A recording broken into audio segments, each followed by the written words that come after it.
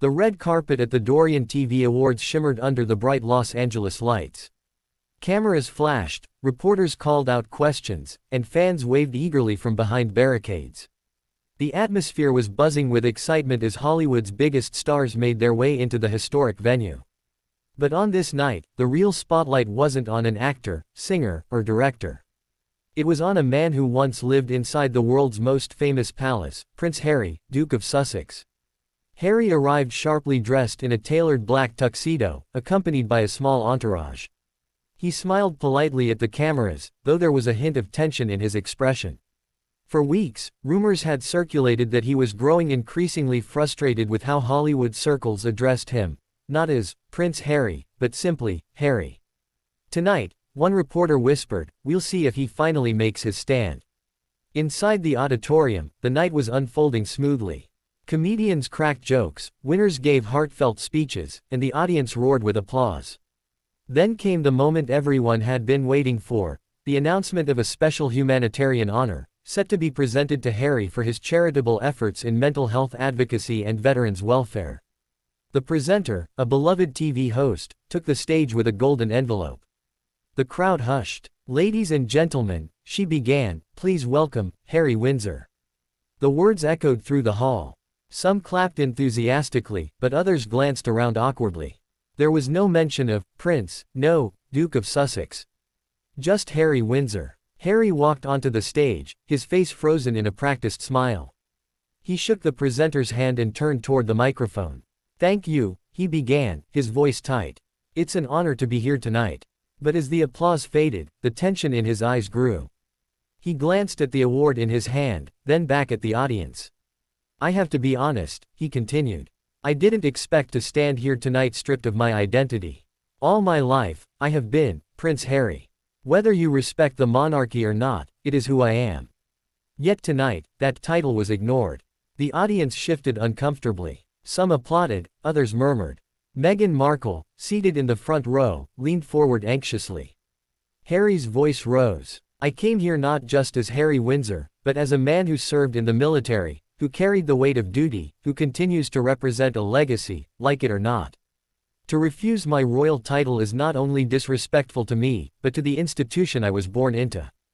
Gasps filled the room. The producers backstage exchanged nervous glances. The teleprompter scrolled frantically, urging him to wrap up. But Harry wasn't finished. "I came to Hollywood because I believed I could redefine myself. But redefining myself doesn't mean erasing who I am. If this industry cannot respect that," he paused, his jaw tight, "then maybe I don't belong here." And with that, Harry slammed the award onto the podium. The crowd let out a collective gasp. Without another word, he turned and stormed off the stage. Cameras scrambled to follow him as he strode past stunned guests, out through the velvet curtains, and into the backstage corridors. Meghan hurried after him, whispering urgently, "Harry, stop. Please, not like this." But Harry didn't slow down. His footsteps echoed until he vanished through the exit doors into the Los Angeles night. The show went into chaos. Presenters stumbled to recover, social media exploded, and headlines began writing themselves in real time. Prince Harry meltdown at Dorian Awards. Royal tantrum or rightful anger. Duke of Sussex demands his title. The Dorian Awards, usually remembered for glitz and celebration, had just become the stage for one of the most shocking celebrity walkouts of the decade. And for Harry, the storm had only just begun. Outside, Harry's black SUV was already waiting. He yanked the door open and climbed in, slamming it behind him. Meghan slipped in beside him, her face pale with embarrassment and concern. "Harry," she whispered, "you just made headlines all over the world." "Good," he snapped, his voice low and harsh. "Let them know I will not be erased." The SUV pulled away from the venue, weaving through LA traffic. Harry sat rigid, staring out the tinted window as Meghan tried to calm him. "You don't understand," she said gently. "This industry doesn't care about titles. They see you as Harry, the man, not the prince. That's what we wanted when we left the UK, wasn't it?" Harry shook his head. "I never wanted to stop being a prince, Meghan. I wanted freedom, yes, but not erasure. Tonight was deliberate. They chose to strip me of my identity in front of the world." Back at the venue, chaos reigned. Producers were frantically rewriting the show's script, social media managers were in damage control mode, and publicists whispered about whether the awards would ever recover from the scandal. Meanwhile, the internet had exploded. Some users mocked Harry, calling him entitled and spoiled. Others defended him, arguing that stripping someone of their birthright was unnecessary and cruel.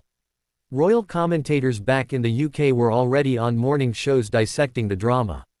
One commentator sneered, "This is exactly why the Queen never fully trusted Harry with independence. He cannot separate his personal identity from his royal one." Another countered, "But imagine being born a prince and then told your title no longer matters. Anyone would feel humiliated." By the next morning, the fallout had grown worse.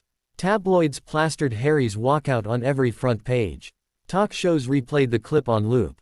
Meme creators flooded Twitter with edited videos of Harry storming off stage, some mocking him, others glorifying him. But perhaps the most devastating blow came when the official Dorian Awards committee released a statement. Greater than, at the Dorian TV Awards, we celebrate individuals for their contributions, not their titles. Our decision to address Harry Windsor by his given name was in line with that principle. We regret that he chose to leave the ceremony, but we stand by our values of equality and recognition of personal achievements, not inherited status. Harry read the statement aloud at breakfast the next morning, slamming the newspaper onto the table. "Equality," he shouted. "They think stripping me of my name brings equality. That's not equality, that's erasure."